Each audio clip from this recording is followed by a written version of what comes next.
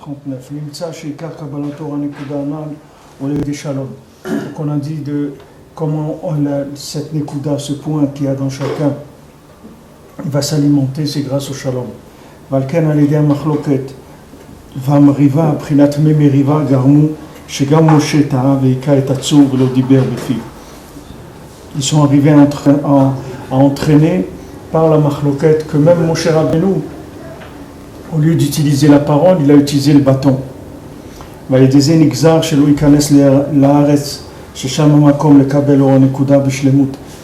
il a eu automatiquement la xéra qui ne va pas entrer en Eretz Israël, puisque Eretz Israël c'est l'endroit où la Nekuda elle va recevoir de la lumière de cette Nekuda de façon parfaite. On dit en Eretz Israël, il faut que ça soit Béchalom, sinon la terre elle ne peut pas fournir ce qu'elle doit fournir. Imhaya Moshe Nichnas Imaim Laaretz. Si maintenant Moshe Rabbeinu était rentré avec eux en Eretz Israël, Hayu Mekablim Mimeno Sham Or Anekuda Beshlemut. Ils auraient reçu de Moshe Rabbeinu la lumière de leur Neshama Beshlemut. Vayan et Taken Akol. Et tout aurait été réparé. ובעוונותינו על ידי המחלוקת גרמו שלא נכנס משה עמהם לארץ ישראל. Et malheureusement, à cause des histoires de la machloket, ils ont entraîné que Moshe Rabbeinu n'est pas entré en Eretz Israël. J'ai des égalinu me'atzem, qu'à cause de ça, il y a eu la galoute. Donc maintenant, vous voyez que Eretz Israël, sans le tzaddik, les maaseh, ça ne vaut pas grand-chose. C'est-à-dire quelqu'un qui va avoir Eretz Israël, mais il n'a pas Moshe Rabbeinu, il n'est pas attaché au tzaddik Ador, il n'y a pas grand-chose, c'est-à-dire il n'y a pas beaucoup de chances que la terre d'Israël elle puisse lui fournir la lumière qu'elle doit lui fournir de façon parfaite.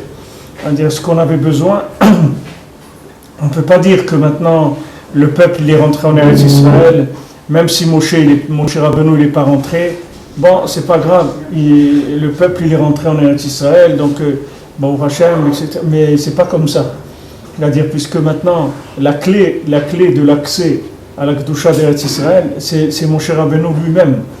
C'est-à-dire Eretz Israël, c'est pas quelque chose qu'en tant qu'individu on peut se brancher tout seul sur Eretz Israël. C'est quelque chose de très élevé. Il n'y a personne qui peut prétendre qu'il va se connecter à Eretz Israël sans le tzaddik. C'est impossible. S'il n'y a pas Moshe Rabbeinu, il n'y a pas la Kedusha d'Eretz Israël, elle éclaire pas de façon parfaite. Donc c'est pour ça que le fait qu'on est rentré en Eretz Israël sans Moshe, ça nous a pas, comme on dit, ça nous a pas sorti d'affaire, puisque après il y a eu la galoute. Si Moshe il était rentré avec nous, ça aurait été fini, et puis jamais il y aurait eu la galoute. Donc tous les gens qui disent voilà, celui-là est quitté Eretz Israël pour aller à Ouman et trucs, il ne faut pas sortir d'Israël et tout. Alors c'est des gens ça vient de l'ignorance, parce que les gens ils ne savent pas comment ça marche. C'est comme si quelqu'un il va réparer le générateur du courant. Alors quelqu'un il dit ouais mec, pourquoi tu sors de la maison? Ici il y a l'électricité, où tu vas, etc. Mais il dit mais moi je vais réparer le générateur, je vais réparer ce qui donne le courant à la maison. C'est là où je vais. Quand je vais à Ouman, je vais à la racine de la terre où elle est branchée sur Hachem. La terre d'Israël elle-même, elle a besoin d'être branchée sur Hachem. Qui est-ce qui branche la terre d'Eretz Israël sur Hachem? C'est le tzaddik Ador, c'est Moshe Rabbeinu. Si Moshe y rentre, alors c'est Moshe, c'est Mashiach, c'est Beth Amikdash, c'est tout est réparé. Parce que c'est lui la connexion avec ces choses-là de façon parfaite. C'est sûr que quelqu'un qui est en Eretz Israël, même s'il n'y a pas Moshe Rabbeinu, il va recevoir quelque chose. Mais ce n'est pas du tout assez fort pour permettre de réparer tout ce qu'il y a à réparer. Donc c'est pour ça que même quand on est rentré en Eretz Israël, du fait qu'on est rentré sans Moshe, alors après on a dû ressortir d'Eretz Israël et il y a eu la galoute. Alors Rabbi Nathan dit Vechen bechol dor vador baim tzadikei emet shem prinat Moshe prinat nekuda klalit. Dans chaque génération, Kadosh Baruch Hu il envoie des tzadikim véritables qui sont le prinat de Moshe, qui sont la nekuda klalit, qui sont le point général qui inclut toutes les nekudot, tous les points du Ham Israël.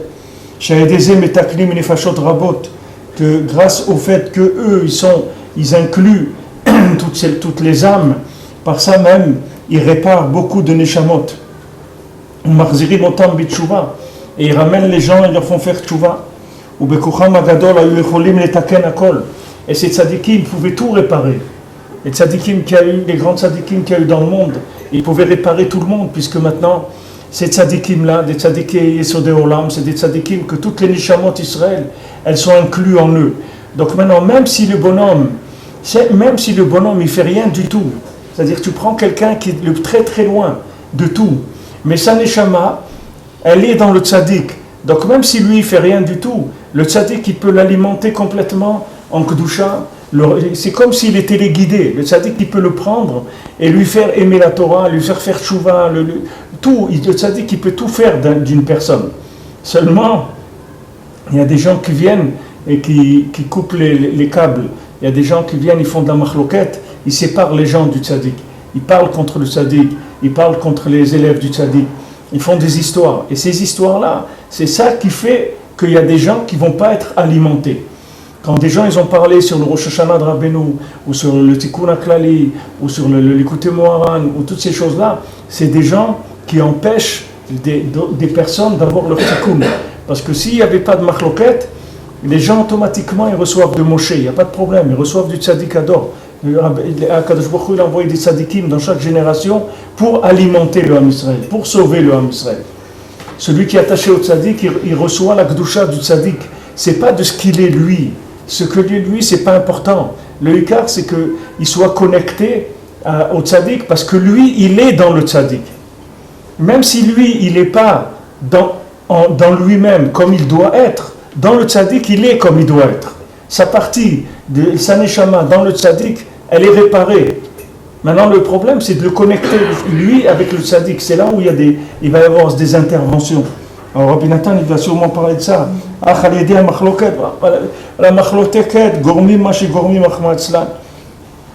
Ils entraînent ce qu'ils entraînent. Ahmad Islam, Rabbi Nathan, il ne peut pas développer, parce que Rabbi Nathan, comme ça, il voulait le tuer. Alors, s'il avance ici, il commence à dire des noms ou des trucs, alors ça aurait été, il l'aurait brûlé vivant. Ils auraient brûlé toute la ville pour le brûler à lui aussi. C'est-à-dire qu'il ne pouvait pas parler, Rabbi Nathan. Il y avait une marloquette tellement forte sur lui qu'il ne pouvait pas. Mais pourquoi il y avait tellement de la marloquette sur lui? Parce que lui, il a mis en application la Torah du tzaddik, c'est-à-dire il a fait des connexions.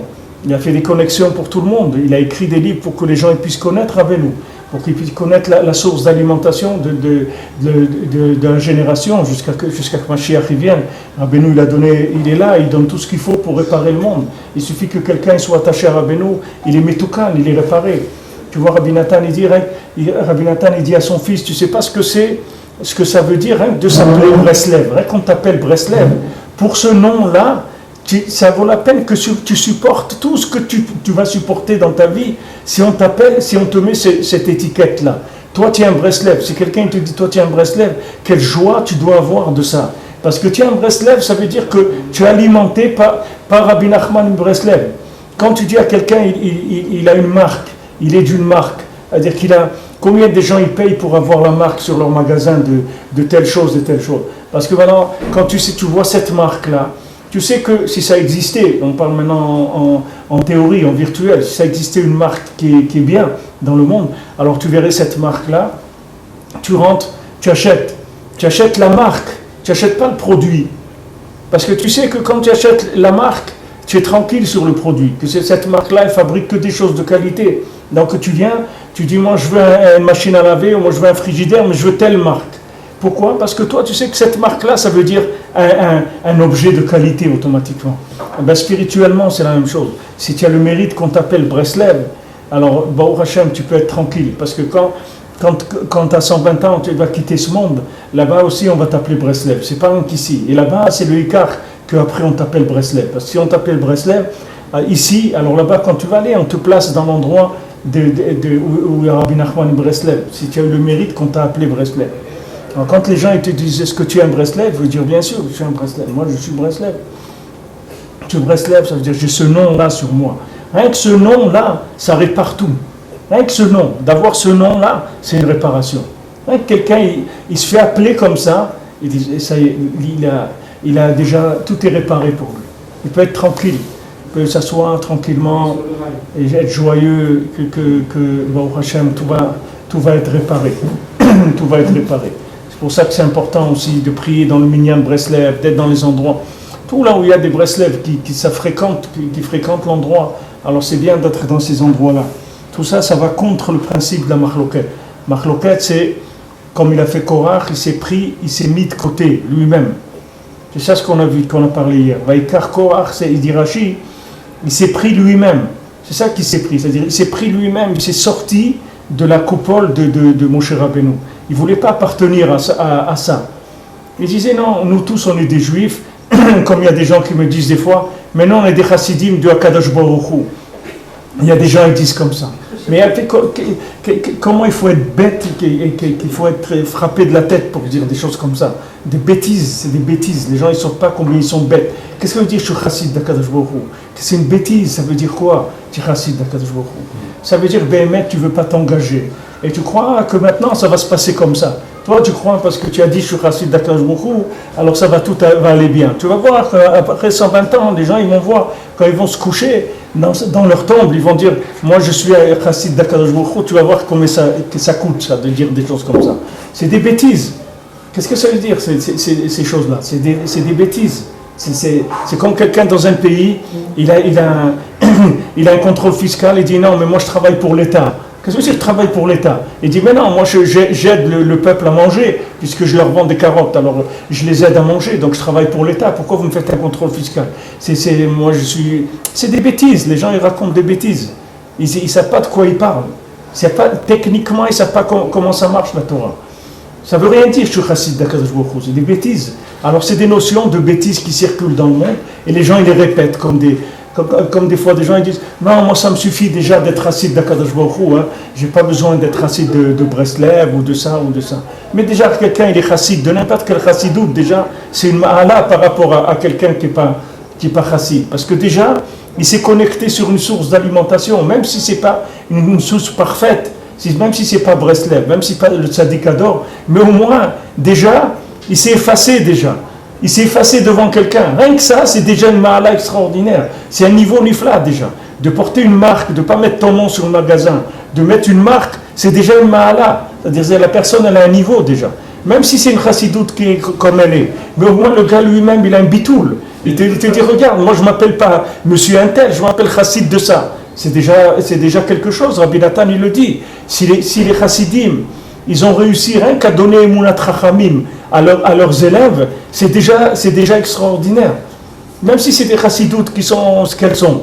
Mais le gars, déjà, il ne vient pas en indépendant. Pour lui, déjà, individuellement, c'est un progrès par rapport aux autres. Que l'autre, il dit, non, moi, je suis chassid d'Akadosh Baruch Hu.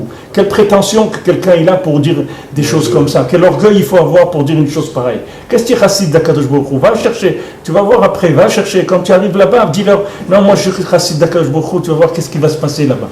Si tu n'as pas quelqu'un qui t'introduit, qui te sort de la tombe et qui s'occupe de toi, qui est-ce qui va s'occuper de toi là-bas? Dis-leur, non, mais moi je suis chassid. Il dit, ben nous aussi, nous on est des envoyés de là-bas. Nous aussi, on nous a envoyés te chercher, c'est de là-bas qu'on vient. Tu ne fais pas de soucis, on va s'occuper de toi. Les gens, ils ne savent pas ce que ça veut dire. Mais au moins, chassid, il dépend d'un rab. Même si lui, il est ce qu'il est. La Mishnah, il te le dit, Barthénoa. Assez les charab. Et il te dit, Barthénora, n'importe comment qu'il est, fabrique-toi un rab. Rien que ne soit pas en freelance. C'est une madriga. Même si c'est ton rab, c'est un ami à toi. C'est pas un vrai rab. Mais déjà, tu prends conseil chez lui, tu l'écoutes, tu l'appelles, tu lui dis, voilà, j'ai ça, qu'est-ce que tu penses, etc. Fabrique-le rab. Même si c'est pas un rab, mais fabrique-toi un rab. Parce que d'être en freelance, c'est quelque chose qui est vraiment très garoua. De toute façon, le juif, il ne peut pas ne pas avoir d'appartenance. Quand il n'en a pas eu, on a mis l'étoile jaune sur lui. C'est-à-dire qu'on ne peut pas. Si c'est juif, il est né comme ça, donc il a un rôle. Et s'il refuse son rôle, on va lui dire tiens, c'est toi. C'est à toi de faire. Maintenant, on est tous en train de te regarder parce que tu as une mission. Qu'est-ce que tu veux avec ta mission? Et chaque fois dans notre vie, on nous rappelle notre mission. Le juif, on lui rappelle sa mission. Parce qu'il ne peut pas l'éviter, sa mission, parce qu'il a été créé pour ça.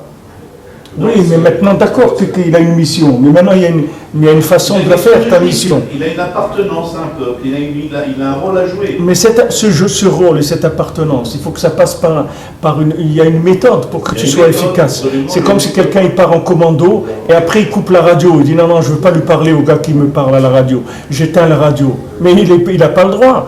Parce que l'autre, c'est lui qui va lui dire où il faut aller. C'est lui qui va lui dire passe par là, va là-bas, etc. D'où il va savoir, lui. Lui, il est sur le terrain. Il est en train d'agir. Il a besoin de quelqu'un qui le dirige. C'est le minimum pour quelqu'un qui est dans ce monde, de se référencer à quelque chose de plus élevé que lui. C'est-à-dire, un juif qui est dans ce monde, il a besoin, c'est les Harav, il a besoin de se faire un rave. C'est obligé.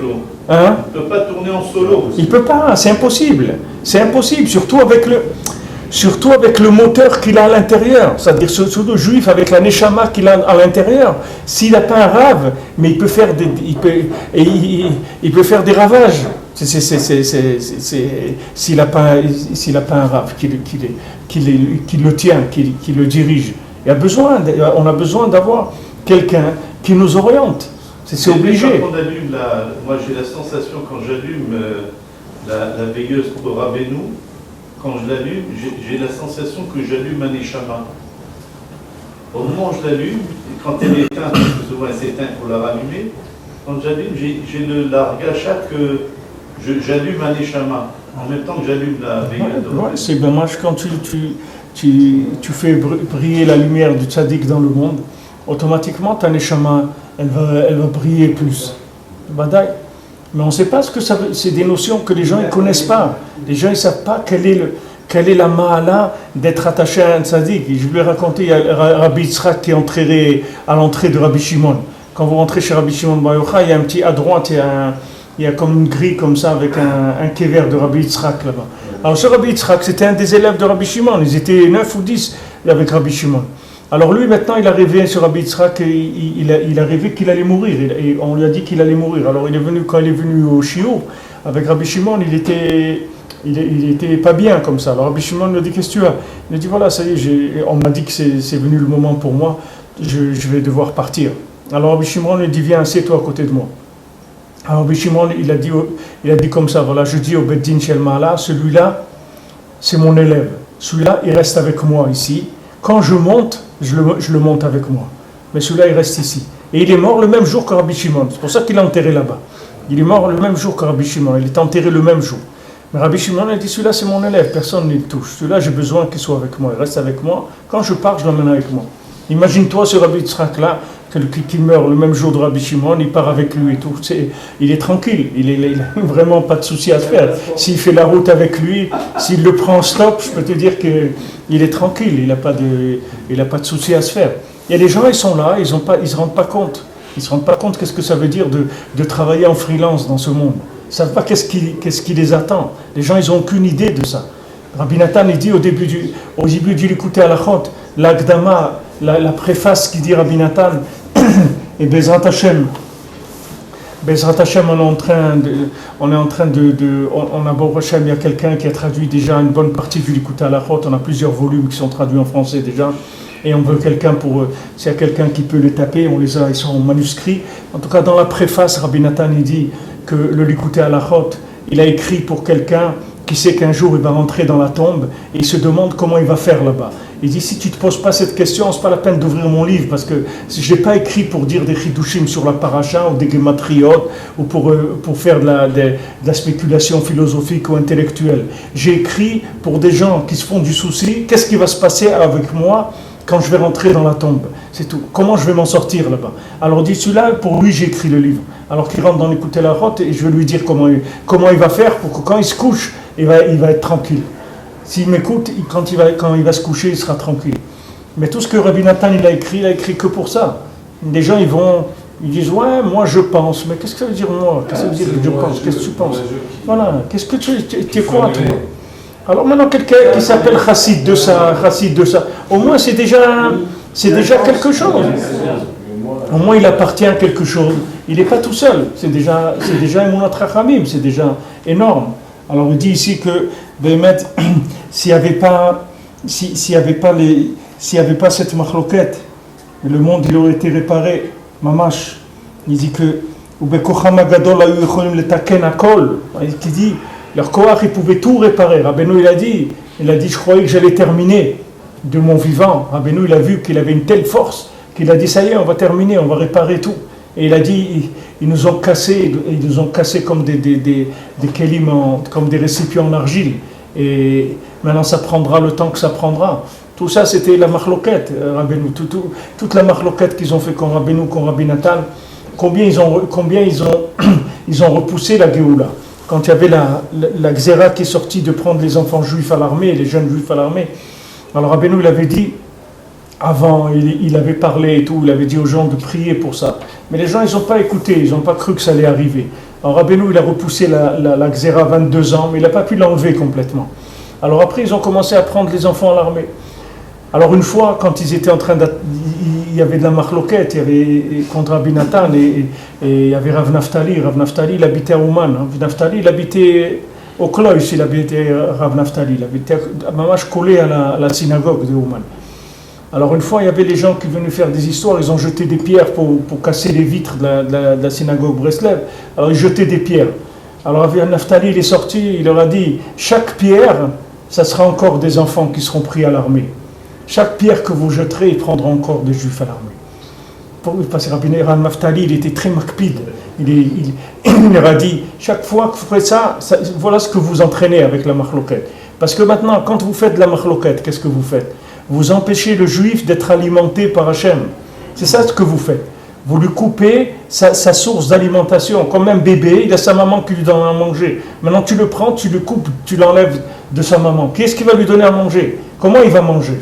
Tu prends la neshama, tu la coupes de sa source d'alimentation, d'où il va se nourrir. Il va se faire prendre par la clipa, c'est tout à fait normal. Tout l'éloignement du Ham Israël, tout l'éloignement de toutes les nations d'Hachem, c'est uniquement parce qu'ils ont fait de la marloquette et continuent à faire de la marloquette sur Rabbi Nachman, c'est tout. Si les gens, ils avaient respecté Rabbeinu, comme des gens, tu vois, des rabbins qui se sont levés par les camps de Rosh Hashanah, tu n'as rien à faire dans ta vie que par les camps de Rosh Hashanah. Tu n'as rien trouvé à faire dans ta vie. Mais regarde-toi à la glace, regarde-toi qui tu es, comment tu peux oser parler sur un tzaddik comme Rabbi Nachman. Regarde dans quel état tu es, toi. Comment tu peux parler? Comment tu peux parler? Une fois, quand Rabbi Yitzhak, il était en prison à Kiev, après il est sorti pour aller au Man, alors il était à la gare, et il y a un juif qui est venu et qui l'a vu. Il lui dit, je vous connais, hein, vous les Breslev, je vous connais. Alors Rabbi Yitzhak, il lui dit, et toi, tu te connais, toi? Alors quand il lui a dit ça, l'autre il a senti qu'il avait un problème. Qu'est-ce que quelqu'un, un rave, il peut aujourd'hui parler sur le Ouman Rosh Hashanah? D'accord, il ne veut pas encourager, qu'il n'encourage pas, mais qu'il reste dans son coin, qu'il passe tranquille. Quelqu'un, il peut oser parler contre le Rosh Hashanah de Rabbeinu. Mais qui il est? Que tous ces gens-là, lui, il va pouvoir assumer la réparation de ces âmes-là qui n'ont pas de réparation. Les gens, ils parlent. Ouais, les livres Breslev ou les trucs, mais pourquoi tu parles? Reste tranquille. Regarde les livres Breslev, ce qu'ils ont fait dans le monde. Regarde combien de gens aujourd'hui ils ont des livres dans la maison pour le Shalom Bayit, pour la tchouva, pour l'éducation de leurs enfants. Combien de jeunes. Voilà, et quelqu'un m'a dit cette semaine, un Mekoubal, tous ces enfants, il les a toujours éloignés de Breslev. Et tous ces enfants, ils sont Breslev. Tous ces enfants, ils vont au Mana Oshana. Et lui, il a essayé de les éloigner, etc. Il y a pas, tu ne peux pas arrêter ça. C'est la lumière de la génération. Les gens, ils en ont besoin. Pourquoi tu les empêches de s'alimenter? Pourquoi? Qu'est-ce qu'il a dit Rabbi Nachman? Il a dit quelque chose qui est contre la Torah. Rabbi Nachman, il n'y a pas une chose, une halakha qu'il a dit. Il a dit ne touche pas le Shulchan Aruch. Qu'est-ce qu'il dit Rabbi Nachman? Qu'est-ce qu'il y a qui te dérange? Tu sais qu'est-ce qui te dérange? Qui te dit que c'est le patron de la génération, que vous êtes tous des employés. C'est ça qui dérange. Parce que les gars, ils veulent monter des trucs à leur compte. Et ça, c'est ça qui dérange. C'est ça qui dérange. Mais si maintenant tu acceptes d'être un employé rémunéré royalement, quel est le problème? Il y a un meilleur patlecha. Si quelqu'un il s'occupe de toi, quelqu'un il te sauve, quelqu'un il te dit au lieu que tu travailles toi, je vais travailler moi pour toi. Et je vais te donner un salaire tous les mois. Tu veux dire d'accord? Je suis d'accord. Rabbi Nachman il dit regarde, ne fais pas de tchouva, tu peux pas. Moi je vais faire tchouva pour toi. Toi rien qu'écoute-moi, c'est tout. Moi je vais faire tchouva pour toi. Toi fais ce que je te dis et moi je fais tchouva pour toi. Mais c'est royal comme affaire. Pourquoi les gens ils veulent pas ça? Pourquoi ils veulent pas ça? Quel est le problème? Le problème c'est l'ego. C'est que la personne elle veut monter une affaire, qu'elle soit la seule personne dans l'affaire. Alors ça quand mon cher Rabbeinu il vient, ça dérange. Alors ils ont fait des histoires. Ces histoires, elles ont empêché mon cher Rabbeinu de rentrer en Eretz Israël. Ça veut dire qu'ils ont coupé la connexion entre le tzaddik et la terre d'Israël. Rabbi Nathan il dit que la terre d'Israël c'est le talmid du tzaddik. La terre d'Israël c'est l'élève du tzaddik. Donc quand quelqu'un il coupe le tzaddik, il ne le laisse pas rentrer en Eretz Israël, ça veut dire que maintenant il empêche la terre d'Eretz Israël d'être alimentée. Maintenant c'est écrit Hashem Elokecha Ba'ami Reshit Shana, que les yeux d'Hachem ils sont sur la terre d'Israël. Mirashit Shana, du Rosh Hashanah de Rabbeinu, c'est de là-bas que vient l'Ashgacha pratique sur Eretz Israël. Alors maintenant les gens ils coupent ça, mais pourquoi tu coupes? Laisse rouler les choses, pourquoi tu coupes? Alors voilà, ils ont fait de la machloket, ils ont empêché Moshe de rentrer, et voilà après ce qu'il y a eu, c'est que c'était Eretz Israël, mais pas assez forte pour tenir le peuple. Après il y a eu la galoute. S'ils n'avaient pas empêché Moshe de rentrer, s'ils n'avaient pas fait de la machloket, c'est fini, la galoute elle était terminée. Et le fait que maintenant ils ont commencé à parler contre Moshe Rabbeinu, ils ont entraîné que Moshe Rabbeinu, au lieu de parler avec le rocher, il a frappé le rocher, donc maintenant il n'a pas utilisé le dibour, donc il n'a pas pu réparer le dibour. C'est-à-dire qu'à ce moment-là, la parole, elle est restée faible, elle n'avait pas toute son intensité. Du moment où la parole n'avait pas l'intensité, la neshama ne pouvait pas être alimentée. Quand vous élevez quelqu'un avec des coups de bâton, vous ne pouvez pas alimenter sa neshama. Parce que la neshama, elle ne s'alimente pas avec des coups de bâton. La neshama, elle s'alimente rien qu'avec la parole. Elle ne s'alimente pas avec les bâtons. Maintenant, quand tu peux faire peur à quelqu'un, lui donner des coups de bâton, etc., mais le faire aimer la chose, et que sa neshama, elle se branche, jamais elle va se brancher. Parce qu'il ne sait même pas que ça existe de se brancher. Il agit rien que parce qu'il a peur, c'est tout. Mais jamais il va se brancher. Tandis que quand tu utilises la parole, tu ne vas faire que le brancher. C'est-à-dire chaque fois tu vas le brancher un petit peu jusqu'à qu'il va être branché complètement. Alors Hachem il a dit regarde, moi je veux que tu leur donnes la Torah, une Torah qui vient de la parole, pas une Torah qui vient des coups. Je veux pas que tu leur fasses peur. Je veux pas qu'ils viennent chez moi parce qu'ils ont peur. Je veux qu'ils viennent chez moi parce qu'ils vont m'aimer, parce qu'ils vont sentir que de venir chez Hachem, c'est ça qui est bien pour moi. C'est de faire la Torah, c'est bien pour moi. Hachem il a dit à Avraham Avinu, lech lecha, va pour toi, pas pour moi. Il n'a pas dit va vers moi, viens vers moi. Il a dit va pour toi, va vers toi. C'est toi, c'est pour toi que je fais. C'est pour toi que j'ai donné la Torah, c'est pour toi que j'ai donné Eretz Israël, c'est pour ton bien à toi. C'est pas pour moi, moi j'ai pas besoin de ça. Hachem il n'a pas besoin. C'est ça qu'il voulait que les gens y comprennent. Mais comme maintenant ils ont fait de la machloket, donc ils ont fait que Moshe Rabbeinu lui-même, il ne pouvait plus rentrer dans l'Olam HaDibour, lui-même il ne pouvait pas rentrer dans le Dibour. Donc il a utilisé la force pour faire sortir la Torah et pour faire sortir la Parnassa aussi. Pourquoi les gens ils souffrent dans la Parnassa? Pourquoi les gens ils souffrent? Parce que les gens ils parlent sur le tzaddik. C'est pour ça qu'ils souffrent de la Parnassa.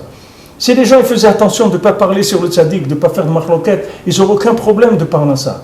Il ne faut pas faire parce que c'est la même chose. C'est-à-dire cette pierre-là, elle fait sortir l'eau de la Torah et l'eau de la Parnassa, c'est la même chose. C'est le même principe. C'est-à-dire que quand Moshe Rabbeinu, il n'y a pas de machloket sur le tzaddik, l'eau elle sort avec la parole seulement.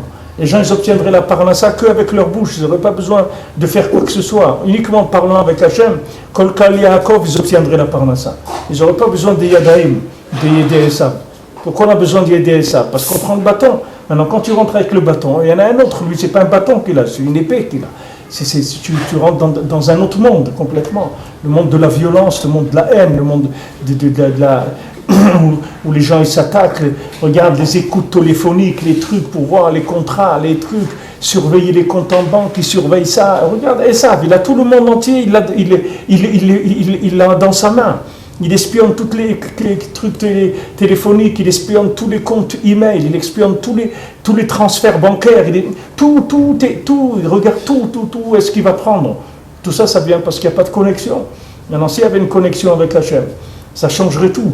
Une connexion avec le Dibour, ça changerait tout. Alors il dit ici que à Kol, tout aurait pu être réparé. Tout se répare. Et quand ils font de la machloket sur le tzaddik, ils entraînent ce qu'ils entraînent. Regarde Rabbi Nathan, il dit qu'Hachem, il est pitié et qu'Hachem, il leur pardonne. Voilà, regardez Rabbi Nathan, il n'a pas de rancune, c'est pas avec de la rancune. Il a de la peine pour le Ham Israël, que ces rabbins ou ces gens-là, ils sont venus parler contre Breslev ou parler contre des mouvements de tchouva ou n'importe quoi. De quoi tu as besoin de te mêler? Qui est-ce qui t'a demandé de te mêler? Il est sorti un petit Shmuel, il amène un message de tchouva et tout. Qu'est-ce que tu as besoin de te mêler? Qui tu es pour parler de cela? Tu veux pas, ne dis rien. Mais aller sortir et dire ce truc-là, c'est pas vrai. Et toi, ce que tu dis, qui est-ce qui dit que c'est vrai? Toi, d'où tu sors, Bichlal? D'où tu sors pour parler? Regarde qui tu étais il y a quelques années, où tu étais toi-même, dans quelle poubelle tu étais, qu'est-ce que tu viens parler? Parler de quoi tu parles? Les gens, non, il y a un mouvement du tchouva, un truc. Non, non, non, ça c'est pas pourquoi. Parce qu'ils veulent garder les gens chez eux. Ils veulent garder les gens chez eux. Il y a un hôpital. Là-bas, les gens ils peuvent se soigner. Mais le gars, non, il veut continuer à gagner de l'argent dans sa clinique privée. Alors il empêche les gens d'aller. Il dit non, non, l'hôpital là-bas, c'est pas bien. Il ne faut pas aller là-bas parce que là-bas, il y a beaucoup de monde, ils ne s'occupent pas bien des gens, etc. Et c'est pas vrai. Mais comme lui, il a une clinique privée, alors il a peur. Il a peur pour son igname. Alors il commence à parler sur ça. Faire attention. Il y a des gens qui ont des responsabilités, qui se taisent, c'est tout. On n'a pas vraiment besoin de leur avis. Et si quelqu'un leur demande, c'est pas difficile de dire je ne sais pas. Je suis désolé, je suis pas. Moi, des gens me demandent des choses, je dis je suis désolé, je suis pas au niveau de vous répondre à ça, je sais pas. C'est tout. Qu'est-ce que ça compte de dire je sais pas? Il n'y a pas de problème. Tu sais pas, c'est tout. Tu te tais. Quelqu'un te pose une question, est-ce que ça c'est vrai ou pas? Il dit je sais pas. Quelqu'un une fois il a demandé à quelqu'un, il lui dit qu'est-ce que tu penses du Rav de Satmer, ou je sais pas quel Rav il avait parlé à l'époque. Qu'est-ce que tu penses du Rav de Satmer? Je dis moi, qu'est-ce que je pense? C'est à lui qu'il faut demander qu'est-ce qu'il pense de moi. C'est pas moi que tu me demandes qui je suis, moi. Il faut que tu me demandes qu'est-ce que je pense de lui. Qui je suis, Bichlal? Tu me demandes à moi qu'est-ce que je pense de lui, d'un Rav comme ça, qui avait des milliers d'élèves et tout. C'est rien du tout. Demande-lui à lui ce qu'il pense de moi, ça va m'aider. Mais moi, que tu me demandes à moi qu'est-ce que je pense de lui, c'est rien du tout. Alors on dit qu'Hachem, il me rachète, qu'Hachem il leur pardonne, que Béhémet, il fasse tchouva. Que ces gens-là qui parlent, ils fassent tchouva. Visavev sibot letova, sheitaken akol. Et qu'Hachem il fasse Visavev tivot letova, c'est-à-dire Hachem il va faire des situations, il va créer des situations dans lesquelles, dans ces situations-là, tout va se tourner pour le bien. C'est-à-dire que maintenant, des fois, les gens, en voulant les éloigner, c'est comme ça que les gens les rapprochent des fois. Des fois, quand les gens ils entendent, comme il y avait un Apikoros qui allait acheter des livres. Un juif qui était à Apikoros, il allait acheter des livres dans une bouquinerie et il prenait que des livres de philosophie, des choses qui parlent contre la Emouna, etc. Alors, il y avait là-bas, dans ce bouquiniste-là, il vendait, dans ses livres, il y avait un Likutei Moharan. Alors, quand cet Apikoros-là, il a pris le Likutei Moharan, le bouquiniste, c'était un opposant à Breslev. Alors, quand cet Apikoros, il a pris Likutei Moharan, il lui a dit non, non, ça, je te déconseille de lire ce livre-là. Alors, lui a dit pourquoi? Il dit c'est pas bien, c'est pas bien. Il dit mais moi, je cherche rien que des choses pas bien. C'est ça que je veux. Alors, il l'a acheté et il a fait tchouva. Il a fait tchouva, il est retourné vers Hachem et tout, grâce. Alors des fois, Hachem, c'est ça qu'Hachem il est mis sa veuve sibot.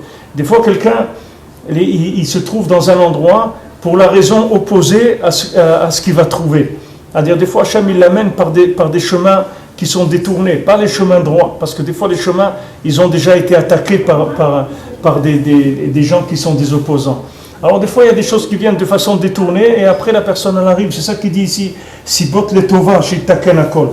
Akel bikesh Moshe ifkod Hashem Elokei haruchot ish la'eda. Que Hashem,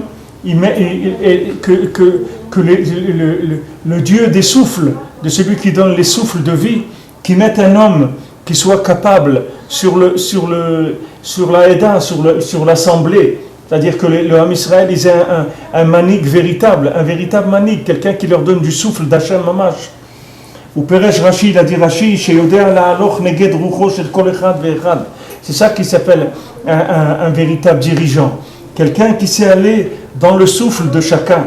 Il sait parler à chacun et lui donner exactement ce qu'il a besoin. Il sait adapter exactement à chacun le souffle divin qui lui correspond.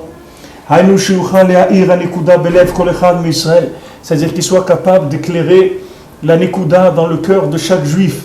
C'est-à-dire qu'ils ne viennent pas avec qu'une Torah exclusive et qu'ils disent voilà c'est ça, et si tu ne fais pas ça, alors il n'y a rien du tout.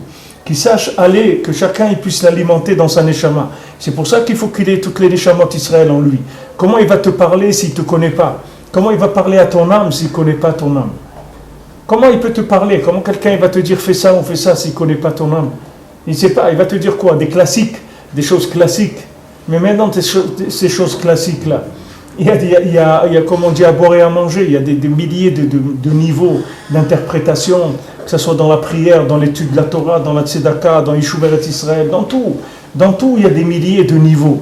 Comment quelqu'un va te voir et va savoir que tu es au niveau de faire ci ou de faire ça? Il dit, pour ça, il faut que ta neshama soit en lui. C'est-à-dire que lui, il est le souffle qui est l'origine de tous les souffles. Qui est un nekuda iprinat ruach elokim. Parce que qu'est-ce que c'est cette nekuda? C'est ruach elokim. C'est comme c'est écrit dans Bereshit, veruach elokim merachet al pnei hamayim. Le souffle d'Hachem, il plane sur les eaux. Ça veut dire que le souffle d'Hachem, il est sur les eaux de la Torah. Sur la Torah, sur toute la Torah, il y a le souffle d'Hachem. N'importe quel livre que tu étudies, que ce soit la Mishnah, la Gemara, le Shulchan Aruch, la Kabbalah, ce que tu étudies, il y a le souffle d'Hachem sur la Torah. Prinat Yosef Hatzadik shenemar bo, ishacher ruach elokim bo. Voilà, le Yosef Hatzadik, il avait le souffle d'Hachem en lui. C'est un homme qui avait en lui le souffle d'Hachem. Voilà, on voit la paracha, ça commence les histoires, les trucs, Yosef, les Nianim et tout. Il avait le souffle d'Hachem en lui. Quand il a le souffle d'Hachem en lui, ce souffle-là, il passe chez tout le monde. On voit dans les Nevi'im que quand les gens ils venaient chez Shmuel, que des gens vrais, quand ils venaient chez Shmuel, à peine ils s'approchaient à quelques kilomètres de chez lui, ils commençaient déjà à avoir de la prophétie en eux, les gens. Ils avaient le souffle de Shmuel, il arrivait tellement loin que les gens, à des kilomètres en s'approchant, ils commençaient déjà à sentir de la prophétie, ils commençaient à dire des paroles de prophétie, que c'est plus eux qui parlaient, c'est le souffle d'Hachem qui venait à travers Shmuel, qui rentrait dans leur neshama, et ils se mettaient à dire des choses qui étaient de la nevoua mamash. On voit ça, c'est écrit dans Shmuel, que déjà tout aux alentours, il y avait le souffle déjà de Shmuel qui était là-bas, c'est-à-dire mamash le souffle d'Hachem. Et Shmuel, il était là-bas, c'est écrit qu'il était, c'est marqué que Shmuel, il était debout, il se tenait là-bas debout. Et pourquoi c'est dit que Shmuel, il se tenait debout? Parce que il dit que maintenant, quand un navi, quand un prophète, il recevait la prophétie, il restait pas debout, il tombait par terre sur sa face. Il avait tout son corps qui tremblait entièrement et il disait la parole d'Hachem. Parce que dès que le souffle d'Hachem est rentré en lui, il tombait son visage contre le sol et il commençait à prophétiser avec tout le corps qui tremblait. Les gens ils croient que le prophète il était assis sur un truc avec un petit verre de Maria ou un truc avec une petite... et il parlait d'Hachem et tout. C'est pas comme ça. La prophétie c'était très très dur à recevoir la prophétie. Mais Shmuel Hanavi, il était tellement grand, tellement kadosh, que quand le souffle d'Hachem est rentré en lui, il ne tombait pas, il restait debout et le souffle d'Hachem, il s'exprimait en lui et il pouvait tenir debout, tellement il était à un niveau élevé. Alors ça c'est le lien du tzaddik, de Yosef, qu'il a le souffle d'Hachem en lui. Donc maintenant, comme lui, il avait le souffle d'Hachem en lui, c'est pour ça qu'il est devenu un dirigeant. C'est pour ça qu'il a eu le pouvoir. Les mains, c'est son pouvoir. Ça n'est que le pouvoir d'Hachem, c'est pas son pouvoir à lui. Alors maintenant, tu comprends bien que les gens que tu veux leur annoncer que si maintenant ils se rapprochent du tzaddik, ils vont perdre leur pouvoir. Ils ne pourront plus utiliser leur nom à eux. Ils seront obligés d'utiliser le nom du tzaddik. Tu comprends bien que les gens, ça les dérange, ça. Mais lui, le tzaddik, Yosef HaTzadik, comme lui, la Tikkun Abrit, qu'on a vu, Tikkun Abrit, le Shalom, la Ahava pour Hachem, pour l'homme Israël. Donc automatiquement, il a le pouvoir. Hachem lui donne le pouvoir. Même s'il est resté 12 ans en prison, on ne sait pas. On ne sait pas pourquoi c'est comme ça. Mais il est resté 12 ans en prison. Et il était joyeux, même quand il était en prison. C'est écrit qu'il réjouissait tout le monde, il les faisait danser et chanter à tous. Il était joyeux, il n'avait aucun problème. Pour lui, Hachem, il a voulu comme ça, c'est tout. Hachem, il veut que je sois là. Alors, ça veut dire que j'ai quelque chose à faire ici. Et quand Hachem, il voudra autrement. Quand c'est arrivé, une seconde après, il était mêlère sur toute l'Égypte et sur le monde entier même. C'est lui qui les a nourris à tous, c'est lui qui a tout organisé, etc. Ça a pris quelques minutes le changement. Hachem, quand il décide, ça y est, ça vient le moment. Maintenant, ce tzaddik-là, le Yosef, le tzaddik de la génération, il a le ruach d'Hachem en lui. Et sans ça, il n'y a rien. Si quelqu'un il n'a pas le souffle d'Hachem, sa Torah, tout ça vaut rien du tout. Parce que c'est quoi? Maintenant vous avez des disques, vous pouvez acheter des disques, il y a toute la Torah dedans. Vous avez des disques de Torah, il y a 50 000 livres dans une petite puce, vous pouvez même. Alors quelqu'un, il a des livres de Torah dans sa tête. Non, alors qu'est-ce qu'il y a? Tu as des livres de Torah, mais la vie, tu as la vie. La vie, elle ne passe pas par la tête. La vie, elle ne passe pas par l'intellect. Tu peux expliquer ce que tu veux, mais la vie, est-ce que tu es capable de faire vivre à quelqu'un la Torah? Est-ce que tu es capable de donner envie, comme on dit envie? Tu donnes envie, c'est-à-dire tu fais que la chose, elle devienne vivante chez la personne. Est-ce que tu peux donner à quelqu'un envie d'être un juif? Est-ce que tu peux donner à quelqu'un envie de prier Hachem? Est-ce que tu peux donner à quelqu'un envie de faire tchouba? Des gens, ils rentraient chez Rabbeinu, rien qu'il rentre, ça y est, il fait tchouba. Tu n'as même pas besoin de parler avec lui. Rien qu'il rentre, il sent le souffle, et tout de suite, il fait tchouva. Il n'a pas besoin d'explications. Ce n'est pas les explications qu'il faut, c'est le souffle de vie qu'il faut donner. Alors Yosef, lui, il a le souffle roi, et il est chalit, comme il a dit Moshe Rabbeinu. Il a prié, donne-leur un dirigeant, un manig qui sache aller d'après le souffle de chacun, c'est-à-dire qui sache alimenter la neshama de chacun en souffle divin. C'est ça qu'on a besoin. Allez trouver un rab maintenant, demandez-lui, voilà, est-ce que monsieur le rabbin pouvait me donner le souffle divin dans mon neshama? Il va te frapper, il va appeler la police si tu lui demandes ça. Qu'est-ce que tu cherches là? Qu'est-ce que tu demandes?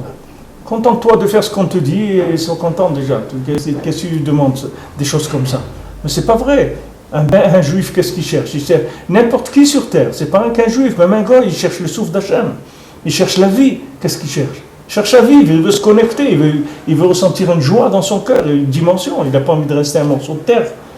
Quelqu'un n'est pas venu dans ce monde pour rester un morceau de terre, un tuyau de consommation. Il a envie d'être quelque chose d'autre. Ça, c'est le rouar. Le tzaddik, il a le rouar. Il donne le rouar. Mamash. Tu es au prénom de tzaddik Moshel. Alors, on a vu. Qu'est-ce qu'on a vu dans la Torah? On a vu tzaddik. On a dit mi Moshel bi. Tzaddik. On a dit, Rabbeinu dit dans la Torah, que chacun il a un point positif, que ça c'est un neshama. Ce point positif-là, il est alimenté par qui? Par Yosef ou Achalit, c'est-à-dire il y a le tzaddik de toutes les nekudot tzaddik qu'il y a chez chacun. Lui, il a toutes les nekudot, toutes les 600 000 âmes du Ham Israël, elles sont en lui. Et maintenant dans la Torah, il y a 600 000 lettres. Donc maintenant, quand vous prenez les 600 000 âmes du Ham Israël, qui sont inclus dans le tzaddik, et que chaque âme, c'est une lettre de la Torah. Alors le tzaddik, il peut, à travers les lettres de la Torah, il peut alimenter ton âme. Chacun, il a son âme dans la Torah. Le tzaddik, il peut lui alimenter son âme. Prinat nekuda klalit, shemi bekol echad misraël. Donc maintenant, le tzaddik, lui, s'appelle le point général qui inclut toutes les neshamot. Et lui, il nourrit tout le âme Israël. Prinat sheyodea la'alor keneged rucho shel kol echad ve'echad. C'est ça qui sait d'aller avec le souffle de chacun. Les gens, ils se plaignent, ils voient leurs enfants qui tournent, qui vont là, voilà, des gens religieux, les pauvres, les enfants, voilà, ils sortent, ils rentrent à 3h du matin, ils vont dans des trucs, des trucs terribles, où ils se perdent dans de la touma, dans des trucs incroyables. Pourquoi? Parce que les parents, ils n'ont pas le souffle, ils n'ont pas de souffle à leur donner, c'est tout. Ils ne savent pas où ils ont le souffle, mais ils ne savent pas aller selon le souffle de leur enfant. Ils ne savent pas alimenter le souffle de leur enfant. Ou eux-mêmes, ils ne savent pas où ils vont déjà. Alors eux, parce qu'ils sont forts, et ils arrivent à tenir avec des coups de bâton, ils croient que leur enfant, lui aussi, va vivre avec des coups de bâton. Mais leur enfant, il ne peut pas. Leur enfant, il ne peut pas. Il ne peut pas vivre avec des coups de bâton. Yaakov, il a dit à Esav, moi, mes enfants, si je les pousse un jour, ils vont mourir. C'est des petits-enfants, je ne peux pas. Je ne peux pas. J'ai des femmes, des enfants, des troupeaux. Comment tu veux que je les fasse courir? Moi, je ne peux pas courir. Tu veux courir, tu cours toi tout seul. Moi, je ne peux pas. C'est-à-dire que les gens comme eux, c'est des gens qui sont des gens honnêtes, des gens droits et construits, etc. Donc, eux, ils tiennent avec le côté des coups de bâton de la Torah. Donc, maintenant, ils ne comprennent pas que leurs enfants, ils sortent pas bien. Ils disent, mais voilà, moi, je fais ça, pourquoi lui? Pourquoi il n'arrive pas? Moi, je suis bien arrivé. Pourquoi il n'arrive pas? Mais il dit non, il ne peut pas arriver. Parce que maintenant, Hachem, il prépare le monde à une Torah de cœur, à une Torah de Mashiach. Mais Mashiach, il ne peut pas venir si on continue à donner des coups de bâton aux gens. Comment il va venir, Mashiach? Il ne peut pas venir, il va venir avec des gens qui sont complètement malades psychiquement. Comment tu veux qu'il leur parle? Quelqu'un qui vit avec des coups de bâton, et pour lui, la Torah, ça veut dire des coups de bâton. Qu'est-ce que tu vas lui parler? Qu'est-ce que tu peux parler d'un souffle, d'un truc? Il te dit, mais attends, mais nous, c'est pas comme ça qu'on a été élevés. Nous, on nous a dit ce qu'il fallait faire et on l'a fait, c'est tout. Baruch Hashem, regarde, on nous a dit, tu fais ça, on l'a fait. Pourquoi toi, tu arrives pas? Mais parce que Hashem, il affaiblit le monde. Il affaiblit les gens pour que les gens ne puissent plus recevoir des coups de bâton, pour obliger les gens à s'asseoir et à parler. Il va rester que la parole.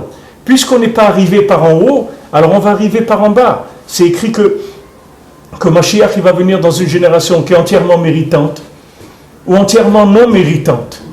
D'accord? Pourquoi maintenant il va venir dans une génération qui est entièrement non méritante? Normalement, c'est une génération entièrement non méritante. Alors, Mashiach, comment il va pas, avec quel mérite il va venir? Puisque les gens ne sont pas méritants.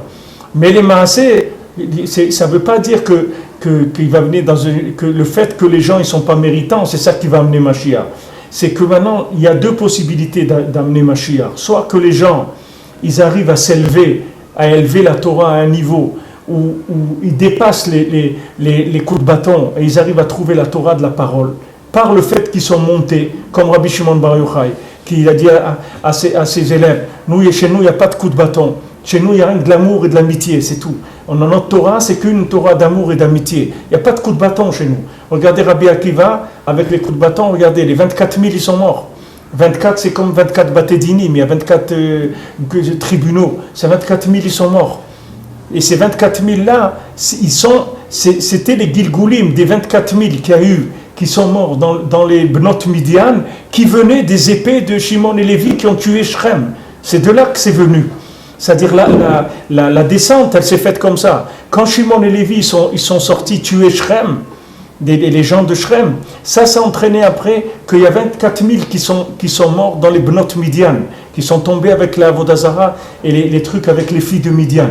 Et maintenant, ces 24 000 qui sont morts dans les Bnot Midian, ils sont revenus en Gilgoul, c'était les 24 000 élèves de Rabbi Akiva, qui sont venus pour réparer ça. Mais comme eux, ils étaient issus d'une marloquette, d'une tuerie, du fait que Shimon et Lévi, ils ont pris l'épée, ils ont été massacrés des gens, le fait qu'ils sont venus de là, ils ne sont pas arrivés à ce qu'il y ait du shalom entre eux. Comme ils ne sont pas arrivés à du shalom entre eux, la Torah qu'ils ont emmenée, elle ne pouvait rien faire dans le monde, donc ils sont tous morts à cause de ça. Ils sont morts où? Dans Sfirat HaOmer. Parce que dans Sfirat HaOmer, on prépare les récipients pour Matan Torah, pour recevoir la Torah. Et il dit, Hachem il dit, cette méthode-là, ça va nulle part, vous allez nulle part avec ça. C'est pas la peine, cette méthode va n'amener nulle part.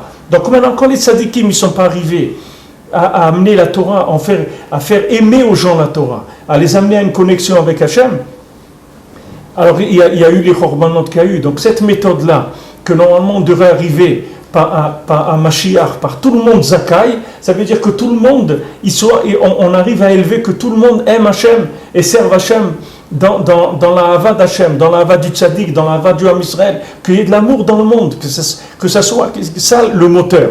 Alors si on fait ça, alors tout le monde est Zakai. Maintenant, sinon, c'est un dor entièrement chayam. Qu'est-ce que ça veut dire entièrement chayam? Entièrement non méritant. Ça veut dire que les gens, Hachem, il va leur apprendre à l'aimer par le fait qu'ils sont faibles, qu'ils ne sont pas méritants. C'est ça qui va les faire aimer Hachem. C'est-à-dire qu'après, ils vont arriver à une situation qu'il n'y aura que l'amour d'Hachem qui pourra les sauver. Plus rien. C'est-à-dire que tu vas lui montrer un bâton, lui va t'en sortir deux de bâtons. Il va dire, qu'est-ce que tu me fais peur? Tu ne me fais pas peur avec les bâtons.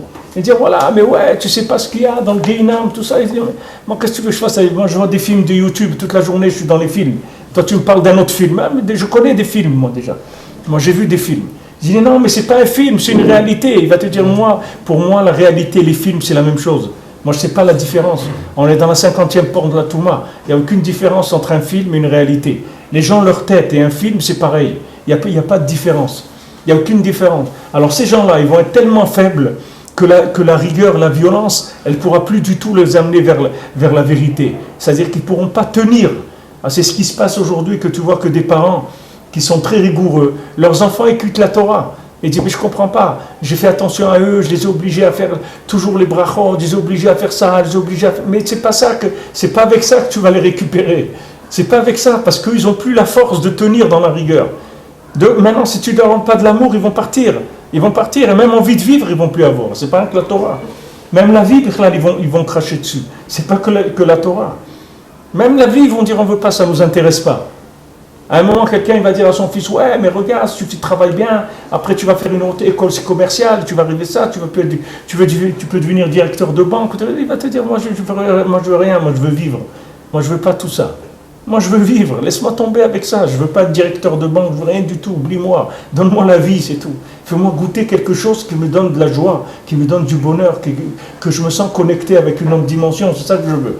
Alors c'est ça que Mashiach il va venir par un dor qui est Kulo Chayab. C'est-à-dire Kulo Chayab, ça veut dire qu'un dor que normalement, tous, tu dois leur mettre des coups de bâton pour les faire avancer. Et comme ils ne peuvent pas recevoir les coups de bâton, alors Mashiach il va venir et il va parler avec eux, et il va danser avec eux, et il va leur dire mais vous êtes super et tout, ne croyez pas, vous n'êtes pas bien. C'est ça ce qui va se passer. C'est-à-dire qu'il va venir dans ce côté-là. Il n'est pas venu de l'autre côté. Alors il va venir de ce côté-là. C'est pour ça Rabbi Shimon, tout de suite, il est passé à l'autre extrême. Tout de suite, quand il a vu Rabbi Akiva, que lui-même c'était un talmide de Rabbi Akiva, dès qu'il a vu qu'est-ce qui s'est passé avec ces 24 000, il a été de l'autre côté. Il a dit non, nous, c'est rien que l'amitié, c'est tout. Nous, on va commencer avec ce qui manquait aux autres, ça va être le début, puisque c'est ça qui a tout détruit. Mais c'est ce qui va se passer maintenant. C'est pour ça, Rabbeinu, il a dit Breslev, lève pas ça, c'est-à-dire que voilà, je vais vous donner un cœur de chair, et c'est comme ça que vous allez faire tchouva. C'est pas avec des pierres que vous allez faire tchouva. Vous allez faire tchouva, Bezat Hashem, avec cette méthode-là.